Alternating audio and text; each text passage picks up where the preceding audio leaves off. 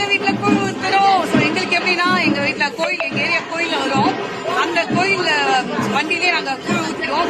இப்ப வந்து என்னன்னா நரகம் வருது, அதுக்கு அந்த சாமிக்குள்ள வந்துருக்கோம். லீவ் இல்ல, அதனால இங்க எங்க செல்லக்குடி இருக்கான். கூழ் குடிப்பாங்க.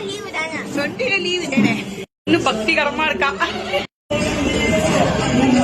தனலட்சுமி பக்திகரமா பண்ணு.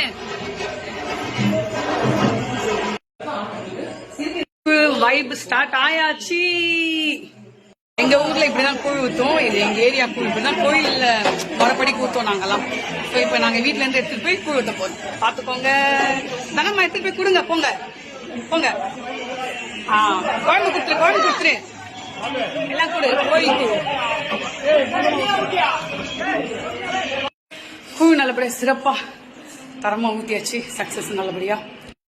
கூழ் ஊத்துறதுக்குள்ள பெண்டு நிமிடுறோம். ஏன்னா நம்ம வந்து அவ்வளோ வேலை கூழ் குனிஞ்சு நிமிந்து அப்பா நல்லபடியா சக்சஸ் பண்ணி ஊத்தியாச்சு. நானும் எங்க ஓர்வத்தி தான். அந்த கிரெடிட்ஸ் கோஸ் டு எனக்கும் எங்க ஓர்வத்திக்கு தான் போகும். இப்ப என்னன்னா நெக்ஸ்ட் நைட்டு தரமான சமையல். சரி இது சொல்லலாம். என்னது இது நம்ம போடுவோமே நைட்டு கும்பசோர் நைட்டு கும்பசோருக்கு ரெடியா இருங்க. வரேன். கூழ் குடிச்சிட்டு வரேன். ரொம்ப டயர்டா இருக்கு. பாய். ஃபைனல் நாங்க கூழ் குடிச்சு முடிக்க போறோம். இதுதான் ஃபைனலான ஒரு டிசிஷன்.